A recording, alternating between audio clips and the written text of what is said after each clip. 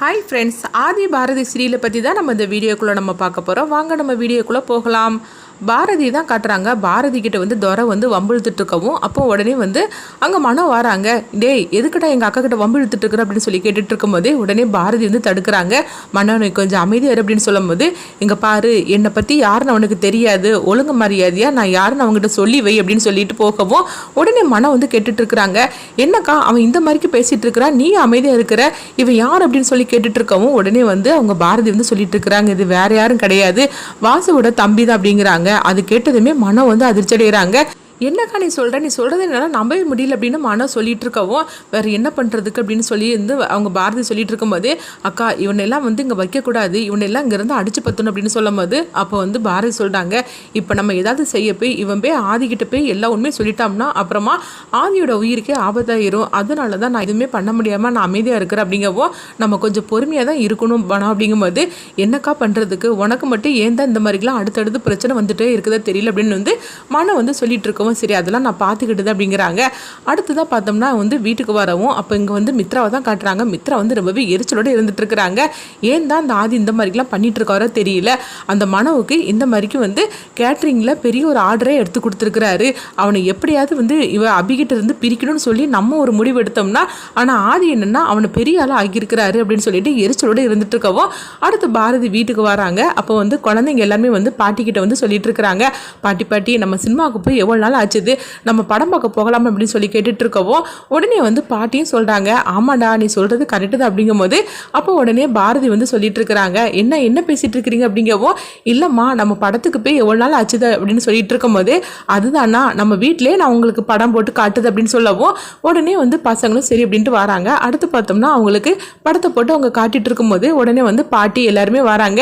என்ன பசங்களை பண்ணிட்டு இருக்கிறீங்க அப்படிங்கும்போது, அம்மா இங்கேயே வந்து படம் போட்டு காட்டிட்டு இருக்கிறாங்க, அதை தான் நாங்கள் பார்த்துட்டு இருக்கிறோம் அப்படிங்கவும் இப்போ எல்லாருமே உட்காந்து பார்த்துட்டு இருக்கும்போது அப்போ டிவியில் வந்து பர்த்டே சீன் வந்து வருது. அதை பார்த்ததுமே பாரதிக்கு பழைய ஞாபகம்லாம் வர ஆரம்பிச்சிருது. தன்னுடைய பிறந்த நாளுக்கு ஆதி இந்த மாதிரிலாம் கிஃப்டெல்லாம் கொடுத்ததை அவங்க வந்து ஞாபகப்படுத்தி அவங்க பார்க்க ஆரம்பிச்சிருந்தாங்க. அதனால பாரதி அப்படியே ரூமுக்கு வரவும் வந்ததுமே அந்த டைரி எடுத்து பார்க்குறாங்க. அந்த டைரியை பார்க்கும்போது அவங்களுக்கு பழசு எல்லாமே ஞாபகத்தில் வருது.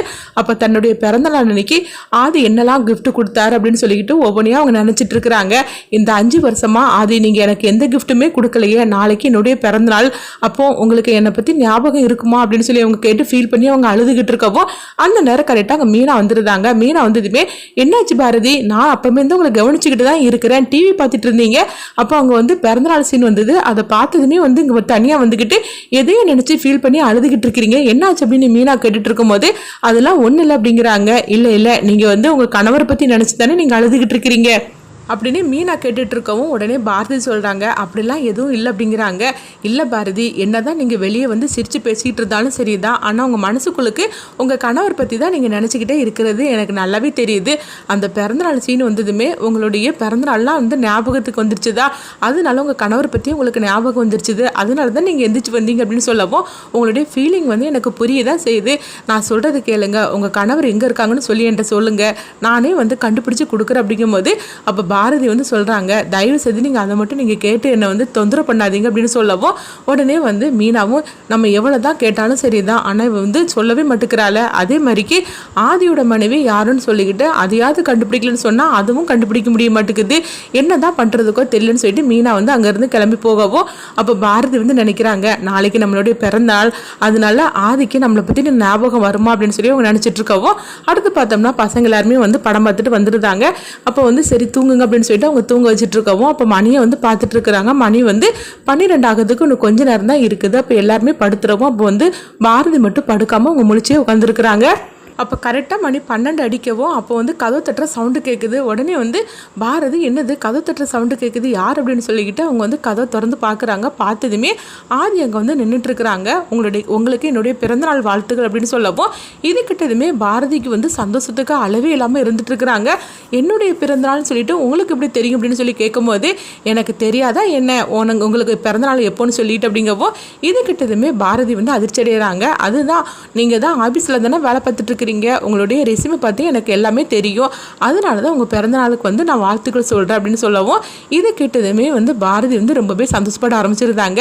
எப்படியோ என்னுடைய பிறந்தநாளுக்கு வந்து ஆதி 5 வருஷத்துக்கு அப்புறமா இந்த வருஷம் தான் எனக்கு வந்து வாழ்த்துக்கள் சொல்லியிருக்காரு அப்படின்னு சொல்லி சந்தோஷப்பட்டுட்டு இருக்கவும் அப்போ வந்து ஆதி வந்து கேட்டுட்டு இருக்கிறாங்க, உங்களுக்கு என்ன கிஃப்ட் வேணும்னு சொல்லுங்க அப்படிங்கும்போது எனக்கு எந்த கிஃப்ட்டுமே வேண்டாம், நீங்கள் வந்து எனக்கு வாழ்த்துக்கள் சொன்னீங்களா அதுவே எனக்கு பெரிய கிஃப்ட் தான் அப்படின்னு சொல்லிட்டு அவங்க சந்தோஷப்பட்டுட்டு இருக்கிறாங்க. இந்த மாதிரி நடந்துட்டு இருக்கு. அடுத்த நாள் ஆனதுமே பார்த்தோம்னா இங்கே வந்து அபியையும் அவங்க கணவர் மனோவையும் தான் காட்டுறாங்க. அப்போ அவங்க 2 பேருமே வந்து சிரித்து பேசிகிட்டு இருக்கவும் அப்போ அங்கே சுதாகர் வராங்க. சுதாகர் பார்த்ததுமே மனோ உடனே வந்து எந்திக்கிறாங்க. அப்போ வந்து அபி வந்து எதுக்கு மனோன்னு எந்திக்கிற உட்கார் அப்படின்னு சொல்லும் போது அப்போ மனோ வந்து சுதாகரை பார்த்ததுமே அவங்க எந்திரிச்சு நிற்கிறாங்க. அப்போ அபி சொல்கிறாங்க, இங்கே பாரு, நீ ஒன்றும் பழைய மனோலாம் கிடையாது, நீ என் கணவராக்கும், அது மட்டும் இல்லாமல் இந்த வீட்டில் எனக்கு என்ன உரிமை இருக்குதோ அதே உரிமை உனக்கு இருக்குது, அதனால இப்படி நீ எந்திரிச்சலாம் நிற்கணும்னு அவசியம்லாம் கிடையாது, நீ ஒழுங்கு மரியாதை உட்கார் அப்படிங்கவோ அப்போ மனோ சொல்கிறாங்க, இங்கே பாரு அபி, நான் சொல்கிறத கேளு, நீ கொஞ்சம் அமைதியாரு அப்படிங்கும்போது நான் சொல்கிறத நீ கேட்டு நட, யாருக்கு நீ மரியாதை கொடுக்கணும்னு எந்தவித அவசியமும் கிடையாது, நீ உட்கார் அப்படின்னு சொல்லவும் உடனே சுதாகர் வந்து அவங்க சொல்லிட்டு போகிறாங்க, இவனுக்கெல்லாம் வந்த வாழ்க்கையை பாரு அப்படின்னு சொல்லிட்டு இருக்கவும் உடனே அபி வந்து சொல்கிறாங்க, இங்கே பாருங்கன்னா எது பேசுகிறதா இருந்தாலும் நேரடியாக பேசுங்க, இந்த மாதிரிக்கு எதுக்காக வந்து முணுமுணுத்துட்டு போகிறீங்க அப்படிங்கும்போது உங்ககிட்ட எல்லாம் என்ன பேச வேண்டியது கிடையாது, பையலுக்கு வந்த வாழ்க்கையை பற்றி அப்படின்னு சொல்லவும் அண்ணா இன்னொரு தடவை நீங்கள் இப்படிலாம் பேசிகிட்டு இருக்காதீங்க, அவர் எனக்கு தாலி கட்டினா கணவராக்கும் அப்படிங்கவும் ஆமாம் தாலி கட்டிட்டா மட்டும் இவன் புருஷனாயிட முடியுமா என்ன அப்படிங்கும்போது அப்போது வேறு என்ன பண்ணணும் அப்படின்னு சொல்லி கேட்டுட்டு இருக்கும்போது இங்கே பாரு உங்ககிட்ட பேசுறதுக்கு நான் தயாராக இல்லை அப்படின்னு சொல்லும் போது இங்கே பாருங்கன்னா தேவையில்லாமல் இந்த மாதிரிக்கு நீங்களும் வம்பிழுத்துட்டு இருக்காதீங்க அப்படின்னு சொல்லிட்டு இருக்கும்போது அங்கே பார்த்தோம்னா மித்ரா வந்துருந்தாங்க. மித்ரா வந்ததுமே என்னன்னா என்னாச்சு காலங்காத்திலேயே வந்து பிரச்சனையை ஆரம்பிச்சிட்டிங்களான்னு சொல்லி கேட்டுட்டு இருக்கவும் ஆமாம் இவங்க 2 பேரையும் பார்த்தாலே எரிச்சலாக இருக்குது அப்படிங்கும்போது அப்போ பார்க்காதீங்க, உங்களை யாருங்க எங்களை வந்து பார்க்க சொன்னாங்க அப்படின்னு சொல்லி வந்து அபி வந்து கேட்டுட்டு இருக்கோம். பாத்தியா மித்ரா அவள் எப்படிலாம் என்னை எதிர்த்து பேசிட்டு இருக்கிறான்னு அப்படின்னு சொல்லவும் உடனே மித்ரா வந்து சொல்லிட்டு இருக்கிறாங்க, அபி நான் சொல்றது கேளு, என்ன இருந்தாலும் சரிதான், அவர் நம்மளுடைய அண்ணன், நம்மளுக்கு அப்பா அம்மா இல்லாமல் நம்ம வந்து அண்ணனால தான் நம்ம வளர்ந்தோம், அண்ணன் நம்மளுக்கு ஒரு அப்பா அம்மா மாதிரிக்கு நம்மளை எப்படி பார்த்துக்கிட்டாரு, அண்ணா இன்னைக்கு நீ இப்படிலாம் பேசுறது சரியில்லை, அதுவும் இந்த மனவுக்காக அப்படின்லாம் நீ பேசுறது சரியில்லை அப்படிங்கவோ உடனே அபி சொல்கிறாங்க, இங்கே பாரு அக்கா நீ சொல்கிறதெல்லாம் கரெக்டு தான், நானும் அண்ணனை அப்படி தான் நினச்சிட்டு இருக்கிறேன், ஆனால் அவர் தான் வந்து இப்படிலாம் வந்து ரொம்பவே மோசமாக அவர் பேசிகிட்டு இருக்கிறாரு, அப்படி இருக்கும்போது மனவை விட்டு கொடுக்க நான் தயாராக இல்லை அப்படின்னு சொல்லிட்டு இருக்கவும் உடனே வந்து ஆதி இங்கே வந்துருந்தாங்க.